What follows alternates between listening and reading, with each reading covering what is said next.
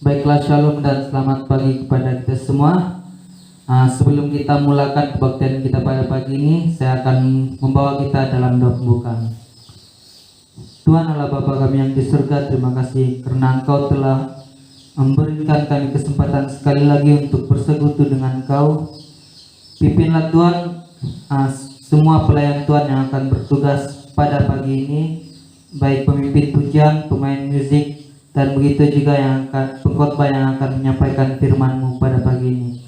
Pimpin acara ini Tuhan dari permulaan, pertengahan hingga akhir, kiranya tiada yang akan mengganggu kebaktian pada pagi ini. Dalam nama Tuhan Yesus kami ucap syukur dan sudah berdoa.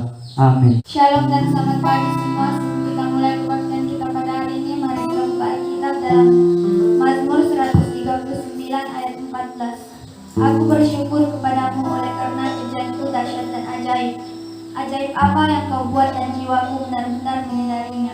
Tulang-tulangku tidak terlindung bagimu ketika aku dijadikan di tempat yang tersembunyi dan aku direkam di bagian-bagian bumi yang paling bawah. Mari kita mengangkat pujian dengan lagu-lagu kita.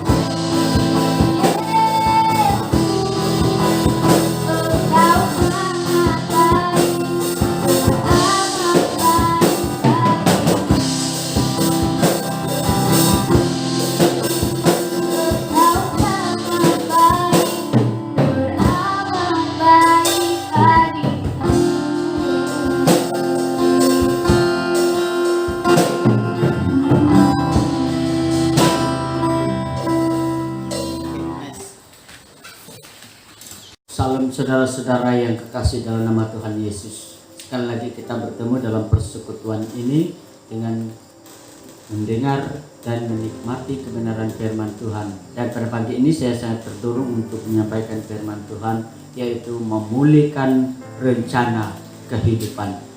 Memulihkan rencana kehidupan, ada beberapa hal yang saya mau sampaikan pada pagi ini, yaitu yang pertama, rencana yang dipulihkan ialah rencana kita, karena rencana kita belum tentu selaras dengan rencana Tuhan. Jadi kita perlu dipulihkan.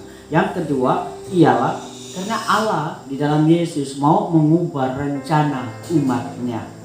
Karena rencana kita adalah selalu terpisung dari rencana Allah.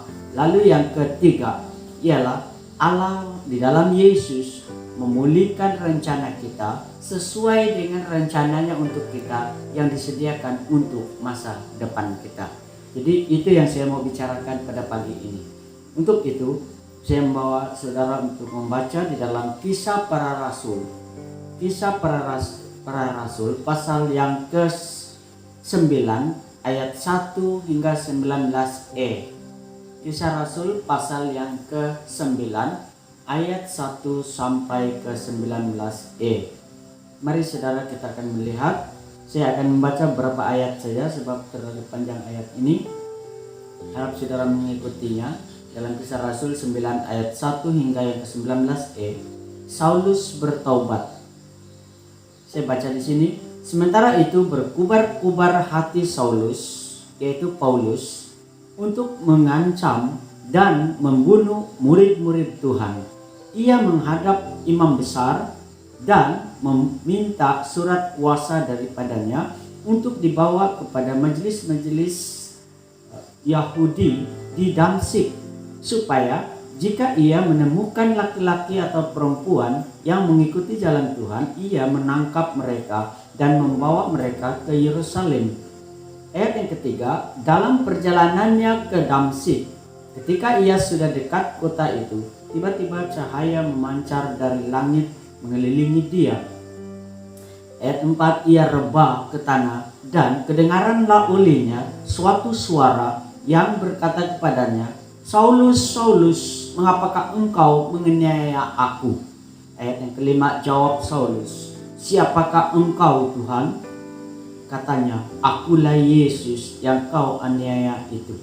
Tetapi kata firman Tuhan, bangunlah dan pergilah ke dalam kota. Di sana akan dikatakan kepadamu apa yang harus kau perbuat. Perhatikan ini, apa yang harus kau perbuat.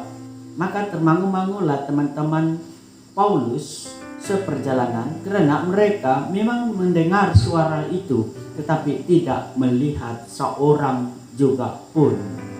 Ayat yang ke-8, Saulus bangun dan berdiri, lalu membuka matanya, tetapi ia tidak dapat melihat apa-apa. Mereka harus menuntun dia masuk ke Damsyik.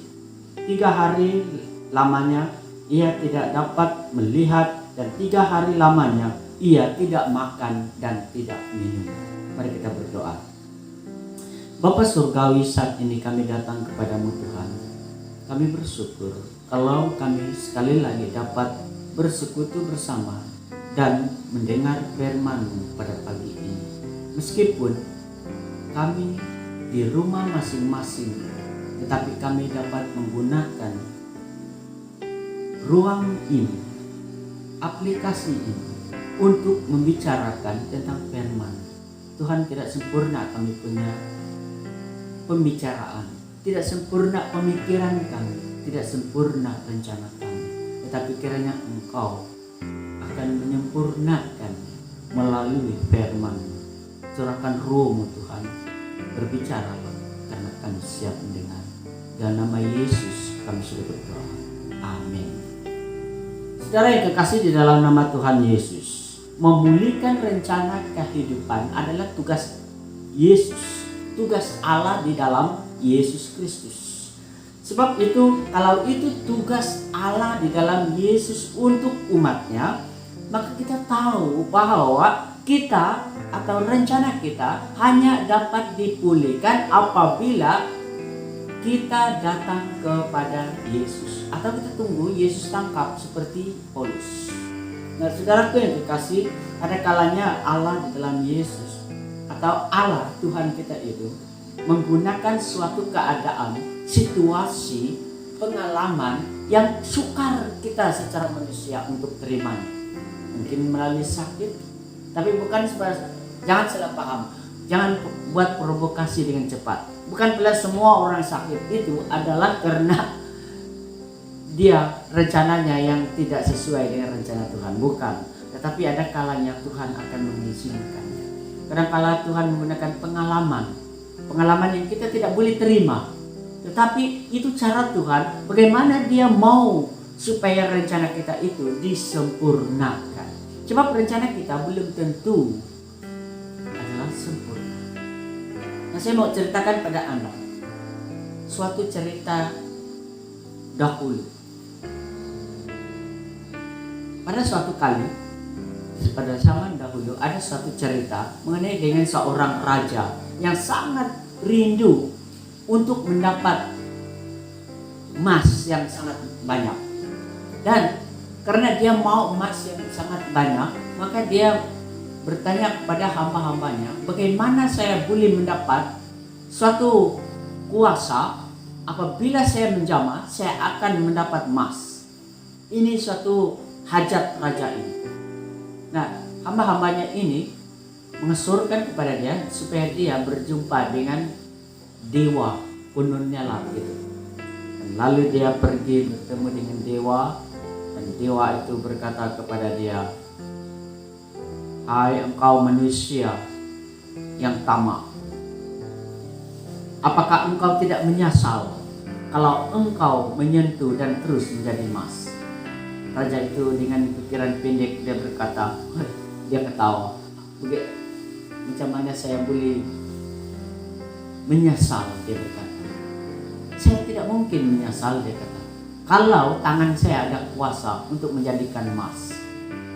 Lalu kononnya cerita itu saya perpendekkan. Dewa itu berkata, ya kamu tidak menyesal? Iya, memang tidak menyesal. Kalau kamu tidak menyesal, ya kembalilah dan kamu akan menyentuh apa saja yang kamu sentuh akan menjadi emas. Tapi ingat, jangan menyesal. Lalu raja itu berkata dengan sukacita, saya tidak akan menyesal.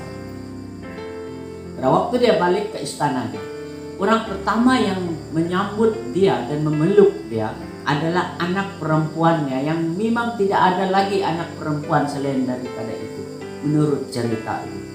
Dan anak itu memeluk bapaknya, dan secara tidak disadari oleh raja itu dia menyentuh kepala anaknya, dan anak itu menjadi emas.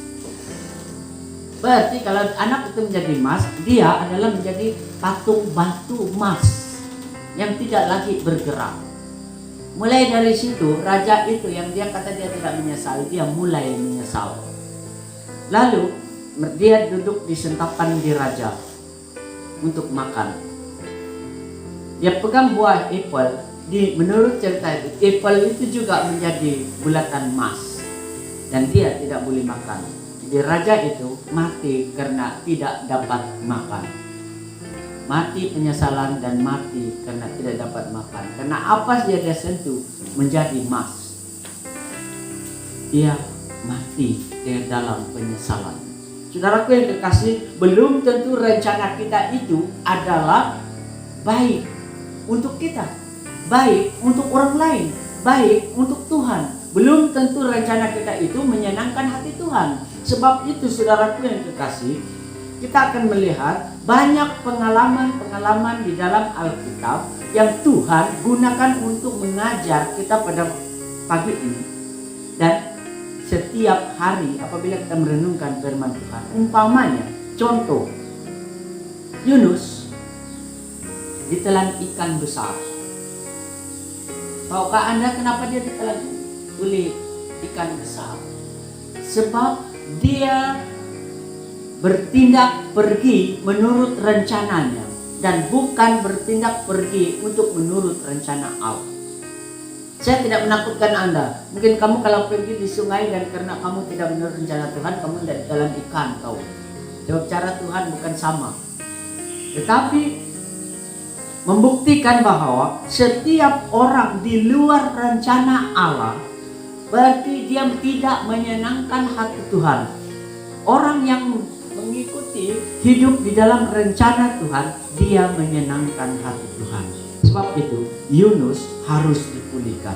Jadi dia dipulihkan 3 hari 3 malam dalam perut ikan dan dimuntahkan setelah dia sadar dan dia berdoa mohon ampun dari Tuhan. Lalu dia mulaikan hidupnya dengan berjalan dalam rencana Tuhan. Nah, kita kembali kepada Paulus. Rasul Paulus sebelum disebut Paulus adalah Saulus. Paulus, pengalaman yang ngeri yang dia terima untuk mengubah rencananya itu, untuk mengubah tujuan hidupnya itu, ialah sangat ngeri sekali kan? Sebab dia rebah dan jadi buta. Sesudah dia rebah dan jadi buta, dia hanya dituntun oleh teman-temannya masuk ke kota Damsyik dengan tujuan bukan lagi untuk membunuh orang-orang Kristen di sana, tetapi untuk supaya dia akan mengetahui apakah rencana Allah yang baru untuk dia, untuk memulihkan rencananya itu. Nah, saudaraku yang dikasih, sangat pahit bagi Rasul Paulus. Sebelum dia disebut Paulus, sebelum disebut Rasul, dia harus dipulihkan dulu rencananya, saudara. Dengan demikian, maka sangat ngeri atau sukar kita terima. Tetapi ini adalah rencana Tuhan untuk supaya rencana kita akan dipulihkan. Ada kalanya Tuhan akan menggunakan sesuatu perkara yang kita tidak dapat terima, tetapi cara Tuhan untuk bagaimana dia mau supaya kita akan mengikuti rencana, memulihkan rencana kita. Paulus jadi buta. Karena dengan demikian, maka Paulus dipulihkan melalui pengalaman dia akan jadi buta. Saudara yang dikasih dalam nama Tuhan, rencana kita belum tentu selaras dengan rencana Tuhan. Dalam ayat 1 hingga yang kedua, rencana Paulus yang awal bukan untuk menjadi seorang rasul, bukan seorang utusan Injil, bukan seorang pemberita Injil, tetapi rencana awalnya ialah dengan berkubar-kubar mau menganiaya orang-orang percaya di Damsyik. Dan dia minta izin daripada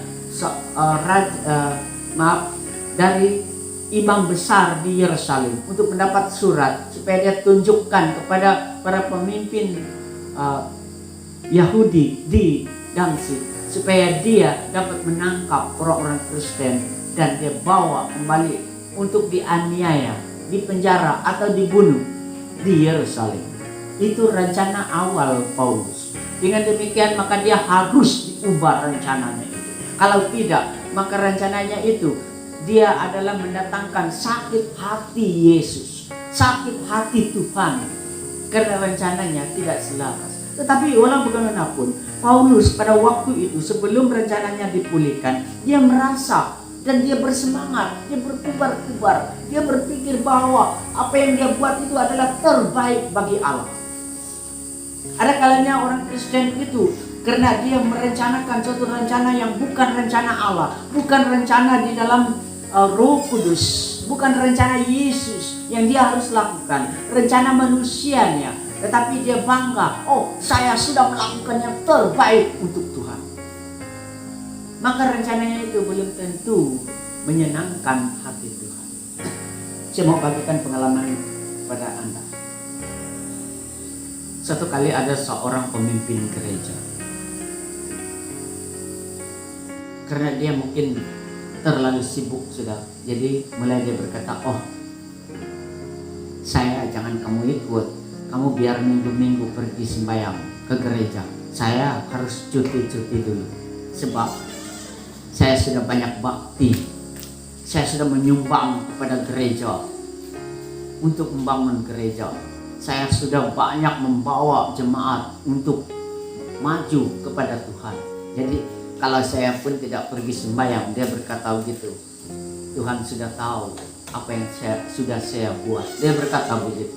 Saudaraku yang kekasih, tidakkah Anda tahu bahwa bukan rencana kita yang boleh menyelamatkan kita, tetapi rencana Tuhan yang boleh menyelamatkan kita. Itu yang harus kita pikirkan. Kita diselamatkan bukan karena hasil usaha kita. Jangan bangga dan kita berkata, oh saya sudah buat yang terbaik untuk Tuhan. Maka itu rencana kita, bukan rencana Tuhan. Rencana Tuhan ialah kita harus disempurnakan dan disempurnakan dan disempurnakan. Kita harus mengambil setiap kesempatan untuk bersekutu dengan Tuhan. Setiap kesempatan untuk melayani Tuhan. Setiap kesempatan kita gunakan untuk duduk dan mendengar firman Tuhan. Ini adalah perkara yang seharusnya dilakukan oleh orang-orang percaya. Paulus berpikir pada waktu Saulus berpikir dengan semangat dan berkubar-kubar. Dia berpikir, oh saya sudah melakukan yang terbaik.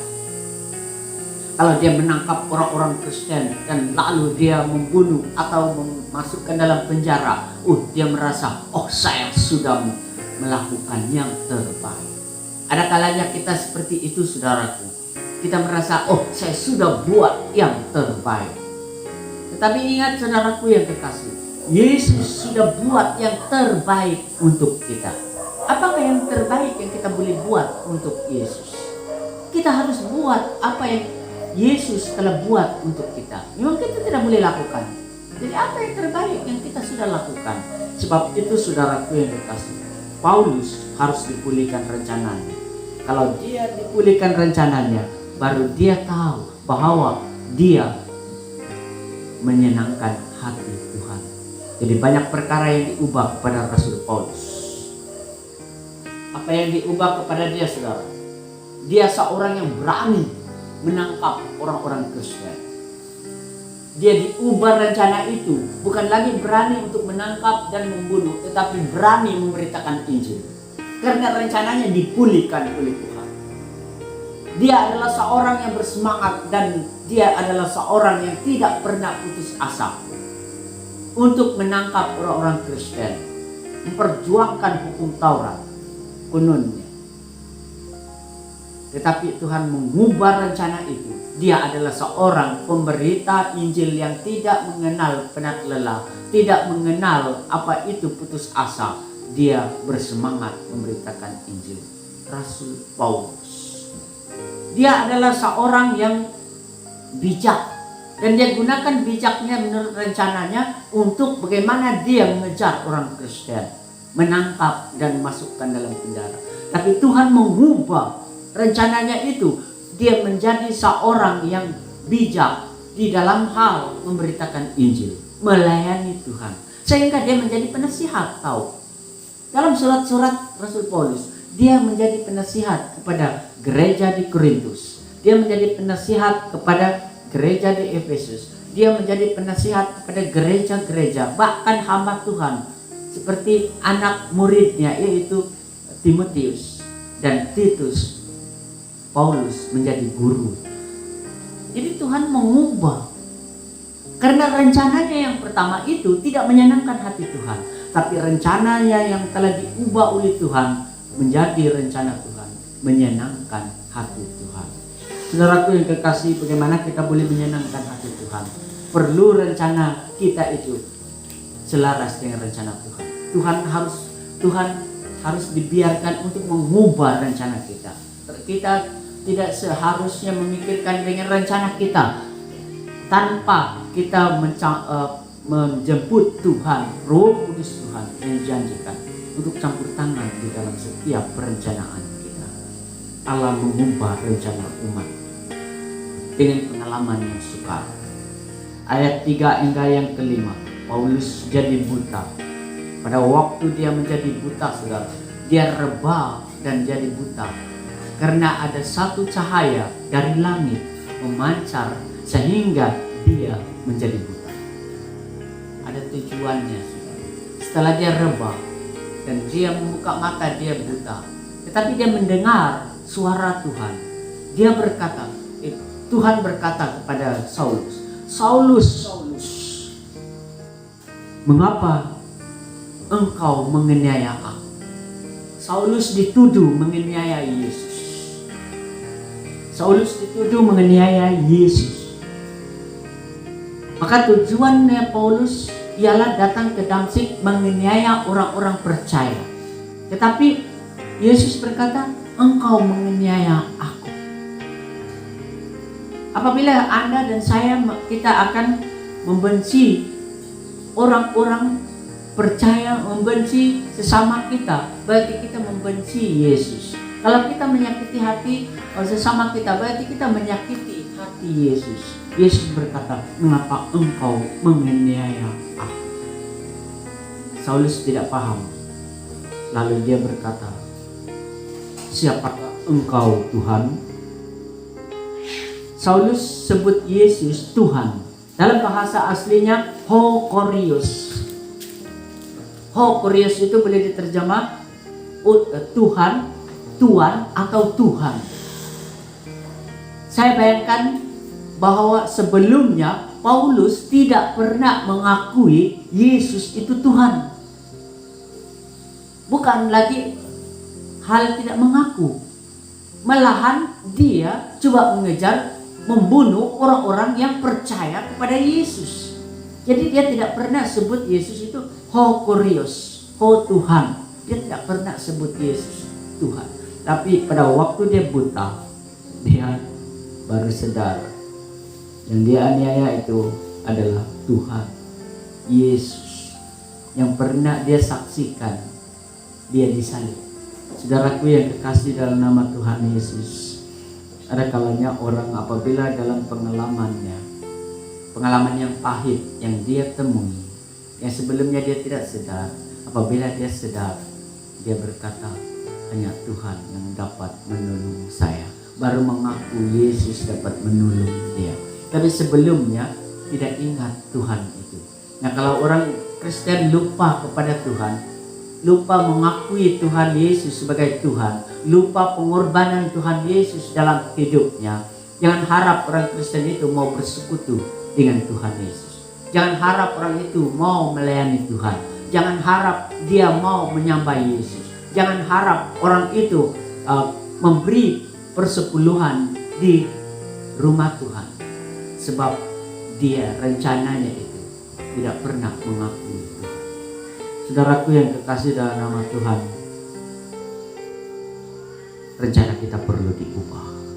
Sebab itu Tuhan mengubah rencana Paulus, sehingga Paulus mengakui Yesus Tuhan.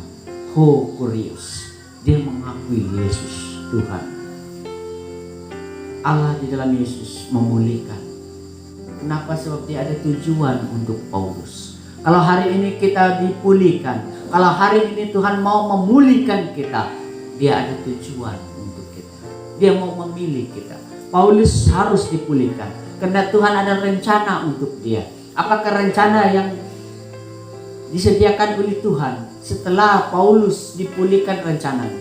Ialah Paulus menjadi seorang pemberita Injil yang berani menghadap raja-raja, memberitakan Injil kepada raja-raja, memberitakan Injil kepada orang-orang yang bukan orang Israel, termasuk kita, dan orang-orang kenamaan, dan dia dipilih untuk juga menjadi berkat bagi bangsanya Israel. Tugas Paulus sangat sukar dibandingkan dengan semua hamba-hamba Tuhan yang lain. Tapi ini pilihan Allah, sebab dia harus dipulihkan rencananya. Apabila dia dipulihkan, dia ada rencana yang sangat berat tetapi menyenangkan hati Tuhan. Saudaraku yang kekasih, Paulus, nama yang sudah dia dipulihkan. Saulus bukan lagi Saulus, tapi dia adalah Paulus. Kemudian dia diakui sebagai rasul, meskipun sebenarnya hanya 12 rasul sahaja, tetapi Paulus disebut dan dia sendiri mengaku sebagai rasul panggilan Allah di dalam Yesus, melalui dia ditangkap oleh Yesus dan dia sendiri mendengar suara Yesus, memilih dia. Berarti dia alat pilihan dan dia boleh dimasukkan menjadi rasul kepada orang-orang bangsa lain. Nah, mari kita saudara renungkan di sini.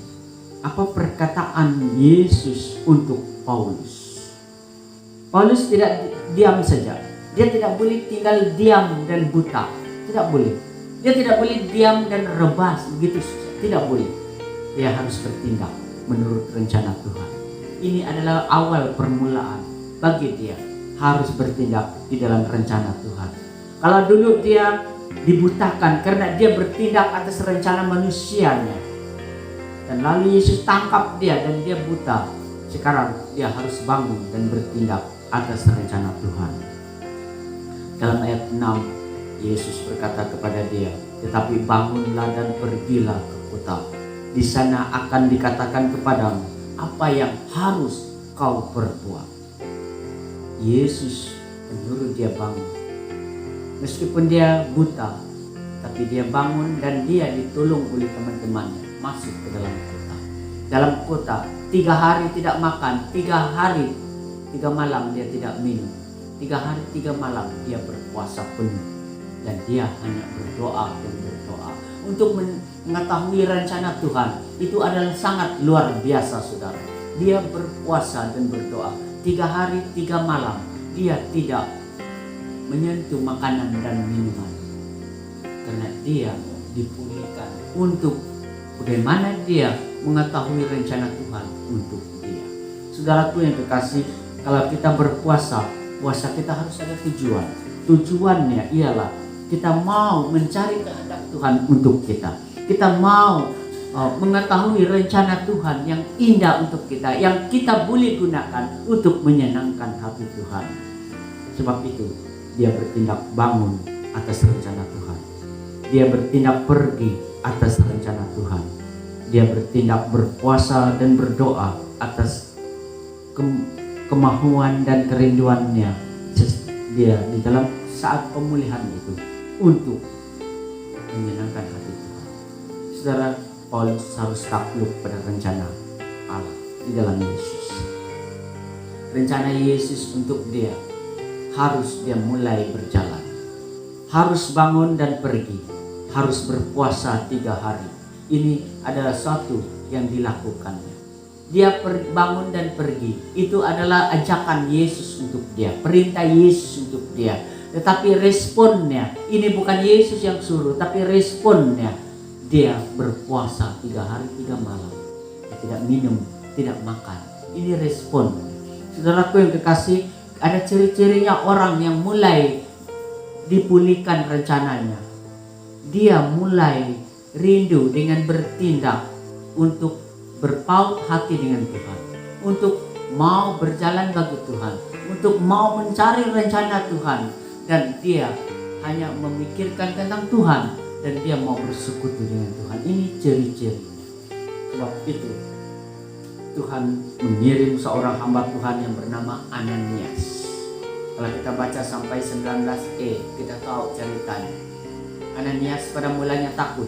Dia berkata kepada Tuhan, Tuhan, dari banyak orang saya sudah mendengar tentang orang ini, yaitu Saulus atau Paulus, bahwa dia pun datang ke Damsyik ini untuk menangkap orang-orang Kristen, dan dia ada surat daripada imam supaya dia datang di sini untuk menangkap. Ini sudah diketahui oleh orang-orang Kristen, orang percaya yang ada di Damsyik, termasuk Ananias. Tapi Tuhan berkata kepada Ananias, hamba Tuhan itu, jangan takut Ananias, pergilah, tumpang tanganlah supaya dia menjadi pulih kembali. Karena saya ada rencana, aku akan tunjukkan rencana yang sangat berat untuk dia lakukan. Tapi ini untuk dia, supaya dia akan memberitakan Injil kepada bangsa-bangsa lain, dan dia menjadi pemberita Injil kepada raja-raja dengan berani, dan dia menjadi pemberita Injil kepada bangsa Israel. Sebab itu Ananias dikuatkan. Ananias ketepikan ketakutannya sebab untuk memulihkan Paulus. Dia datang dalam ayat 10 hingga 16, dan dia menurut firman Tuhan, dia tumpang tangan atas Paulus, dan Paulus menjadi pulih kembali. Dia boleh melihat. Matanya yang buta itu seperti selaput yang gugur dari matanya. Dia sembuh sepenuhnya.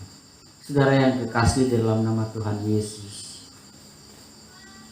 pengalaman Paulus menjadi satu pengajaran bagi orang-orang percaya. Jangan angkuh. Jangan menganggap diri Anda terbaik karena Anda ada rencana dan visi. Yang Anda tidak pikir bahwa Anda belum jemput Yesus bersama Anda dalam perencanaan itu. Boleh jadi rencana Anda yang tanpa campur tangan Tuhan, rencana Anda itu menyakiti hati Tuhan.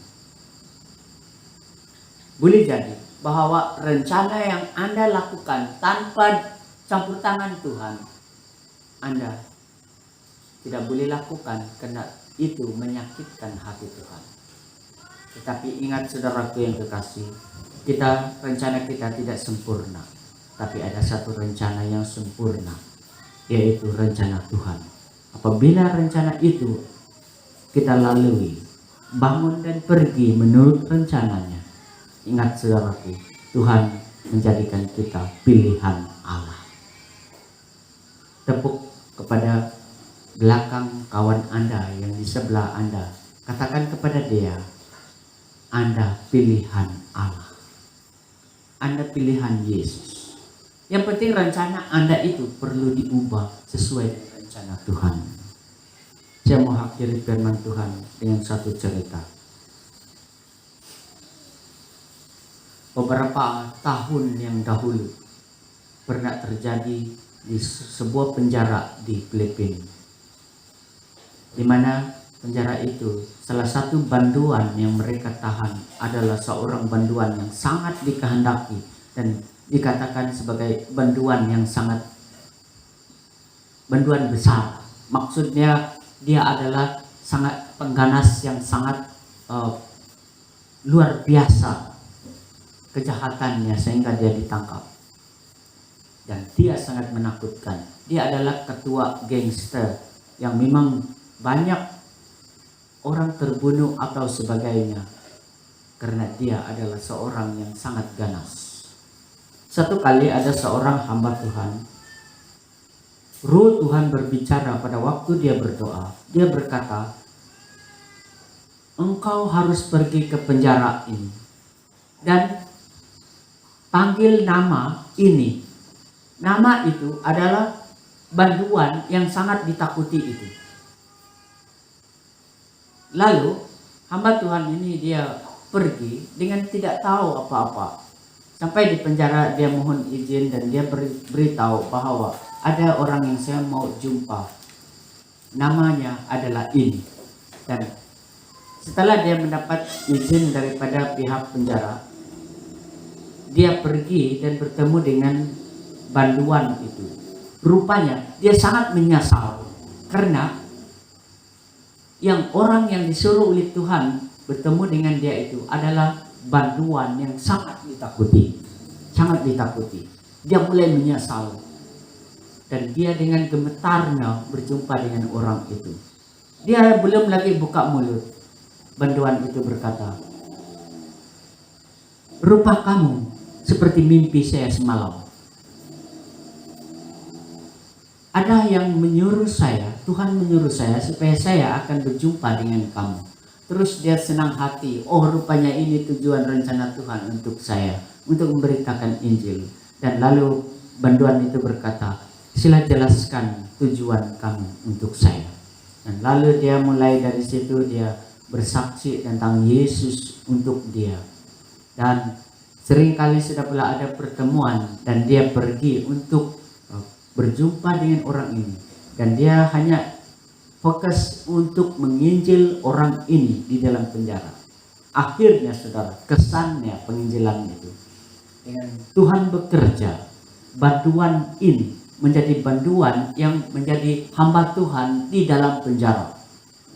Banyak orang-orang penjara dimenangkan di dalam penjara itu.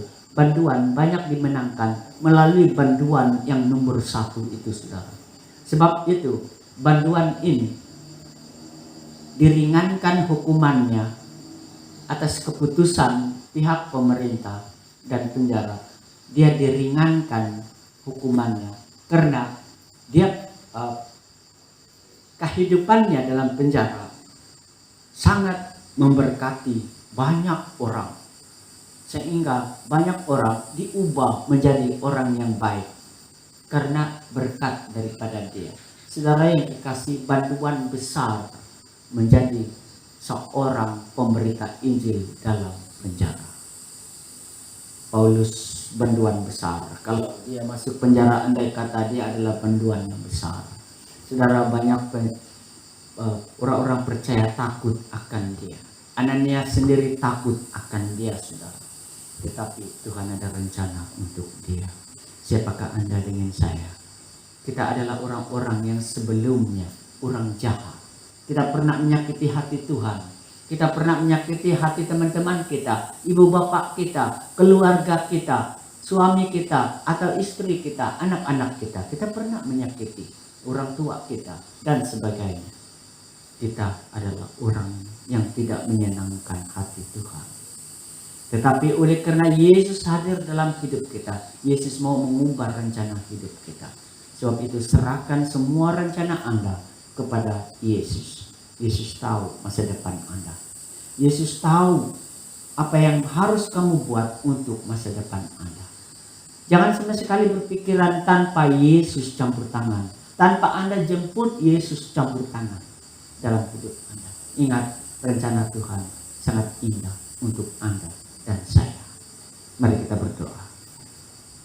Bapa di surga, kami sangat bersyukur atas firman-Mu Tuhan. Kami akui Bapa, kami akui bahwa hanya Engkau yang dapat mengubah rencana kami. Rencana kami yang tidak sempurna, rencana kami yang tidak menyenangkan hati Tuhan. Tuhan, kami jemput Engkau. Ubahlah semua rencana kami menjadi rencana-Mu lah yang akan terjadi. Terima kasih Bapak. Bapak Ibu yang mendengar firman Tuhan pada hari ini. Adik-adik, abang-abang, ataupun semua saudara-saudara yang kekasih. Mari kita fokus kepada Yesus yang telah menyediakan semua rencana yang indah untuk kita di masa depan. Mari kita serahkan pekerjaan kita untuk Dia. Mari kita rencanakan bersama Yesus. Kita serahkan kepada Dia. Dia tahu bagaimana mengatur semua rencana kita. Dia adalah nomor 1 dalam hidup kita. Jangan sekali-kali tinggalkan Dia. Jangan sekali-kali abaikan Dia di dalam rencana Anda. Yesus memulihkan kita. Sadarlah, saudara, Yesus memulihkan kita. Terima kasih Bapa di surga. Saya jemput Engkau. Urapi dan penuhilah kami, baik di ruang ini maupun di rumah masing-masing. Penuhi kami dengan kuasa Roh Kudus, supaya firman-Mu terus berbicara dalam hati kami. Berkat menyertai Anda dan saya hari ini. Dan nama Tuhan Yesus kami sudah berdoa. Mari katakan yang percaya. Amin. Tuhan berkati. Sebagai penyambutan firman Tuhan dan tabung persembahan dijalankan, mari kita memuji Tuhan dan lagu sungguh bangga Bapa.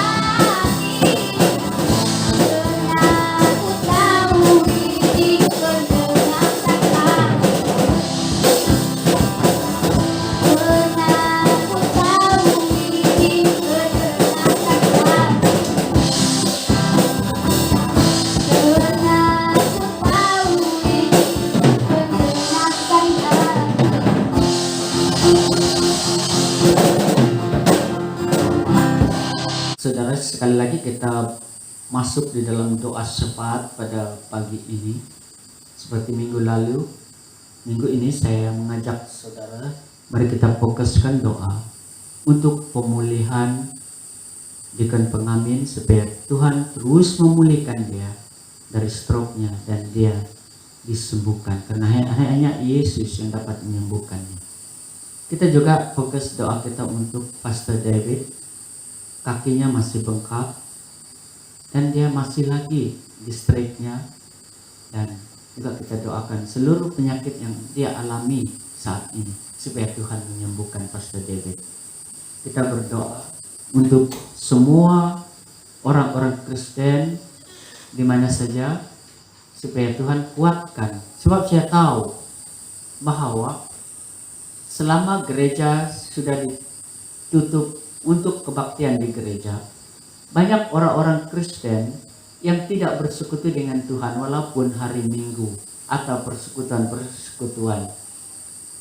Sebab mereka berpikir ini saat cuti. Jadi kita berdoa, ini bukan saat cuti, saudara. Kita boleh bersekutu. Inilah ada masanya kita ada persekutuan bersama dengan video, supaya semua dapat bersekutu. Jadi kita berdoa supaya semua jemaat kita, baik di Sunduran, jemaat Tawayari, akan terus mengambil waktu untuk bersekutu dengan Tuhan. Kita berdoa juga untuk ekonomi semua jemaat, bukan saja Sunduran dan Tawayari, tapi juga di seluruh Malaysia, supaya Tuhan memulihkan ekonomi semua jemaat, semua orang percaya, supaya mereka akan terus percaya bahwa hanya Yesus sumber segala sesuatu. Kita jangan lupa berdoa untuk persembahan dan persepuluhan yang kita persembahkan sebentar tadi di hadapan Tuhan. Kalau ada bahan doa yang Anda perlukan, Anda naikkan doa ini bersama-sama dengan saya kepada Tuhan. Mari kita berdoa. Bapa di surga, saat ini sekali lagi kami datang kepadamu Tuhan, mengingatkan kelemahan dan kekurangan kami. Mungkin kami menyakiti hati Tuhan dengan perbuatan, perkataan, atau di dalam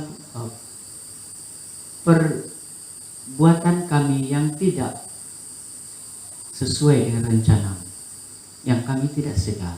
Tuhan, ampunilah kami, kuduskanlah kami, layakkanlah kami menaikkan doa. Kami mau berdoa untuk Deacon Pengamin, supaya Tuhan akan menjamah dia, menyembuhkan dia, memberi kekuatan baru, memberi tenaga baru, dan menjamah mulutnya supaya dia boleh bercakap, dan biar dia dapat memuliakan nama Tuhan. Biar seluruh keluarganya, seluruh jemaat dikuatkan bahwa Tuhan Yesus adalah satu-satunya tabib di atas segala tabib, dokter di atas segala dokter. Dan biar semua itu mendatangkan sukacita dan kesaksian bagi banyak orang. Begitu juga dengan Pastor David, kami doakan Tuhan jamalah kakinya yang bengkak, supaya benar-benar dia pulih dan disembuhkan. Dia dapat pergunakan kakinya untuk berjalan bagi Injil Tuhan dan melayani Engkau. Kami berdoa buat semua penyakit yang dia alami, gastrik dan sebagainya. Kiranya Tuhan, Engkau gugurkan daripada tubuhnya, karena tubuhnya adalah milik yang Engkau telah tebus melalui kuasa darah-Mu. Bahkan Engkau telah pilih dia menjadi hamba-Mu untuk melayani Tuhan. Sebab itu kami klaimkan bahwa tubuh Pastor David adalah milik tebusan-Mu, seharga dengan darah-Mu yang telah Engkau lunaskan hutang bayarannya. Saat ini sembuhkanlah dia Tuhan, biar tubuhnya digunakan untuk memuliakan nama Tuhan. Kami mau berdoa Bapa di surga untuk semua orang-orang Kristen, khusus bagi jemaat Gereja Baptis Tawayari, jemaat Gereja Baptis Sunduran, bahkan semua jemaat yang sedang mengikuti di dalam persekutuan ini. Tuhan, biar Engkau memberi kekuatan baru, biar Engkau memulihkan fokus mereka, rencana mereka, supaya mereka tidak tinggalkan rencana Tuhan. Meskipun gereja belum dibuka untuk bersekutu bersama, tetapi biar Tuhan Engkau beri kerinduan, dorong melirung gerakan hati mereka untuk terus kuat bersekutu dengan Engkau, menggunakan setiap waktu untuk Tuhan. Dan biar berkat Tuhan menyertai mereka. Kami mau berdoa untuk semua orang-orang Kristen, semua jemaat di seluruh Malaysia, bahkan khusus bagi Gereja Baptis Tawayari, Jemaat Sunduran, kami naikkan padamu Tuhan. Pulihkan ekonomi mereka yang terjejas oleh COVID-19. Pulihkanlah pekerjaan mereka. Pulihkanlah di dalam perniagaan mereka. Pulihkanlah persekolahan anak-anak mereka dan sebagainya. Karena hanya Engkau harapan kami. Kiranya namamu dipermuliakan. Kami mau berdoa mengucap syukur atas kecukupan yang Kau beri. Sebentar tadi kami telah beri persembahan persepuluhan. Kiranya Engkau berkenan untuk menerima dan memberkati, untuk menyokong pekerjaan Tuhan, dan berkati juga hamba Tuhan yang dipercayakan untuk bertanggung jawab atas keuangan ini, supaya mereka terus diberkati oleh Tuhan. Berkatilah setiap tangan yang telah memberikan persembahan persepuluhan ini. Berkati pekerjaan mereka, berkati persekolahan mereka, berkati di dalam perniagaan mereka. Dan biar kehidupan rohani mereka semakin bertambah, dan dalam segi jasmani mereka semakin menjadi bersinar untuk bersaksi bagi banyak orang. Bagi mereka yang kekurangan dan tidak dapat memberi pada hari ini, Tuhan berkati mereka. Dan biar mereka bersama kami terus dapat menyokong pekerjaan Tuhan. Terima kasih Bapa di surga. Banyak lagi yang kami harus naikkan doa di hadapan-Mu. Tapi Tuhan sudah mengetahui semua itu. Biarlah rencana-Mu jadi. Berkatilah menurut rencana-Mu Tuhan, dan bukan kemauan kami. Terima kasih Bapa di surga. Berkat menyertai Anda dan saya, karena Tuhan pulihkan kita dan memberkati kita. Terima kasih Bapak. Di dalam nama Yesus kami sudah berdoa. Mari yang percaya katakan amin. Tuhan memberkati kita.